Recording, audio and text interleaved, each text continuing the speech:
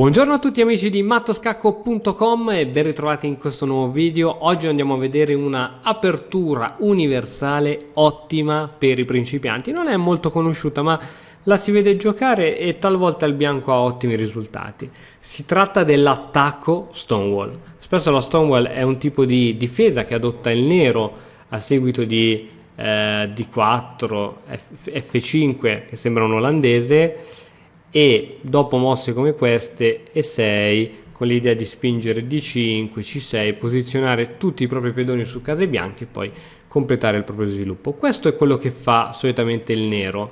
In questo caso lo facciamo fare al bianco, ma ti faccio vedere che oltre ad essere molto solida, poiché la struttura proprio della Stonewall, che significa letteralmente un muro di pietra, oltre ad essere un'apertura molto solida, ha bisogno di poco studio, poca preparazione e sorprenderà i vostri avversari poiché non la conoscono. Quindi spesso molti mi chiedono anche nell'accademia da quale apertura devono iniziare a studiare. In realtà l'apertura è assolutamente importante, è importante uscire bene dalla fase iniziale del gioco, però è importante saper giocare bene a scacchi, cioè posizionare bene i pezzi, controllare bene il centro. Nel momento in cui si capiscono bene questi principi, diciamo che le mosse vengono un po' da sole, spontanee. E la scuola russa, per esempio, inizia invece dallo studio dei finali, dallo studio dei pedoni, dai finali dei pedoni, poiché la vera essenza degli scacchi è racchiusa tutta lì, proprio come nel corso Pedone Killer presente all'interno dell'accademia.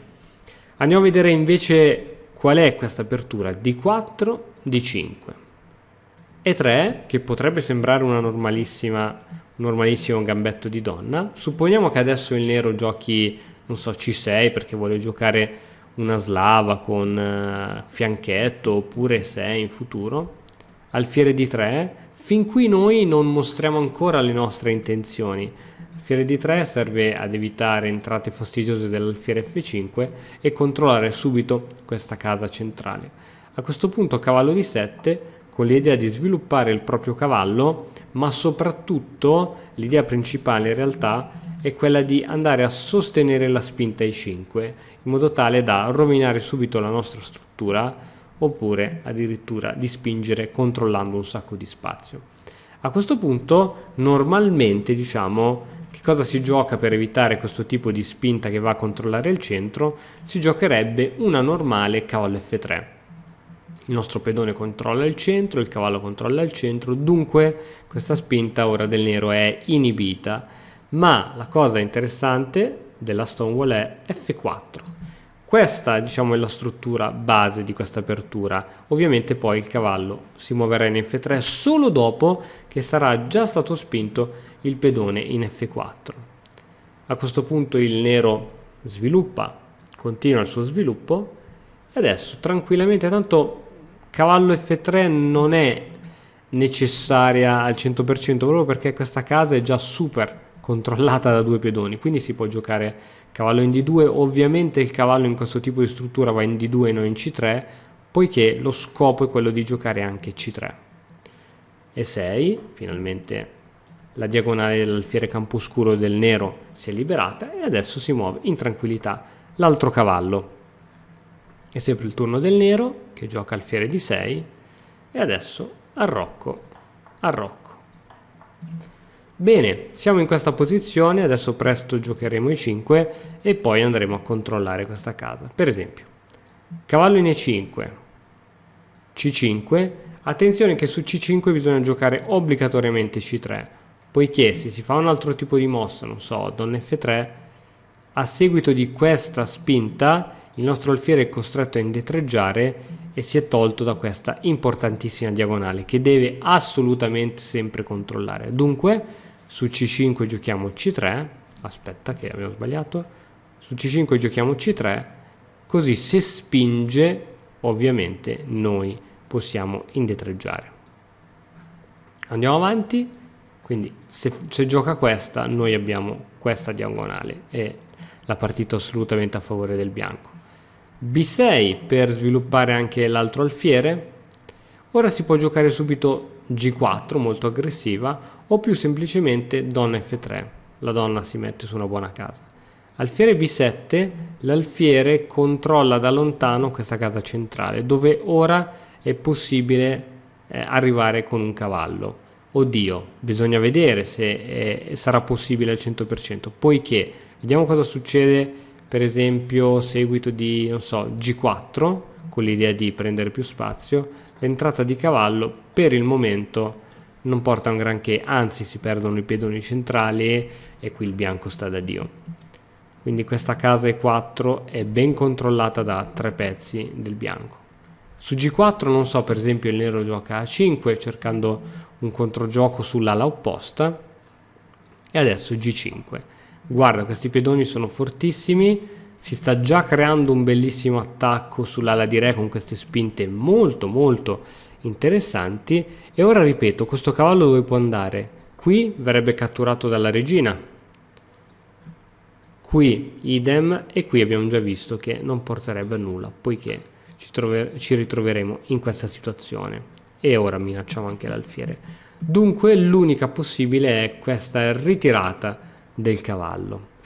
Ok, adesso siamo in vantaggio di spazio. Chiaramente il nostro avversario è tutto rimpicciolito all'interno del proprio schema, non sa della propria struttura, non sa bene cosa giocare, e quando il nostro avversario non sa bene cosa giocare noi ne dobbiamo assolutamente approfittare. In che modo? Se guardiamo bene ci sembrano esserci tutte le carte in regola per un bel sacrificio. Esempio, questo alfiere punta qui, questo cavallo è pronto per sacrifici di questo tipo, il pedone è pronto per essere spinto, la donna è pronta per andare in H5, dunque è il momento. Sacrificio di alfiere su H7 in modo tale da stanare il re. Questo è sempre il primo passo di un sacrificio. Donna H5. Donna H5 aiuta anche a minacciare F7, intanto è scacco, il re va in G8. Ora ovviamente come si continua l'attacco? È vero che abbiamo questi due pezzi che non stanno giocando, ma è anche vero che questi pochi pezzi che abbiamo sviluppati sono molto forti. Quindi adesso l'idea ovviamente è quello di andare a dare un bellissimo scacco matto di questo tipo. Torre F3. Sembra che non ci sia nulla da fare per il nero. Il nero, vedi, se il nero a un certo punto spinge il pedone in F, la casa F7 è comunque controllata dal cavallo, quindi il re non può scappare su F7. Quindi il nero dice, catturiamo il cavallo, in modo tale che una volta che lui mi ha catturato io posso spingere il pedone e scappare. Ma adesso c'è torre H3 con l'idea sempre di andare matto in H7, di andare a dare matto in H7 o in H8.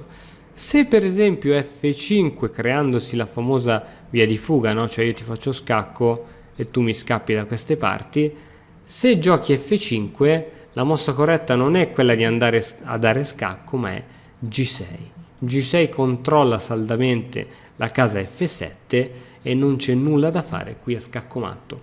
Dunque, ricapitolando dall'inizio, quello che bisogna fare è semplicemente cercare di posizionare tutti i propri pedoni in D4 e 3, e poi non appena è possibile alfiere di 3, importantissima per impedire che il nostro avversario arrivi in F5, cavallo di 7, F4. E già qui avete una struttura solidissima e nessuno in questo caso, neanche un maestro, potrà rompervi il centro e farvi perdere la partita in poche mosse, perché una volta che avete un centro così forte è veramente, ma veramente, veramente molto difficile perdere la partita.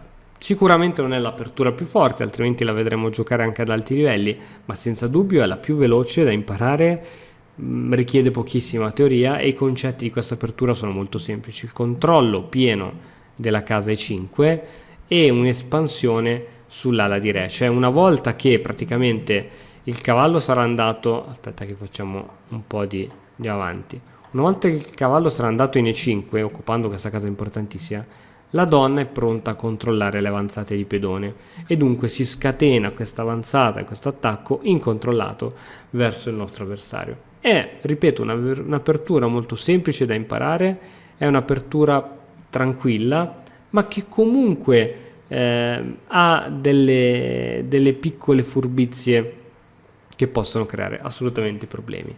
Bene ragazzi, spero che anche il video di oggi vi sia piaciuto. Come al solito vi invito a lasciare un like, a commentare e iscrivervi al canale se ancora non l'avete fatto. Noi ci vediamo domani mattina con un altro nuovo video. Ciao!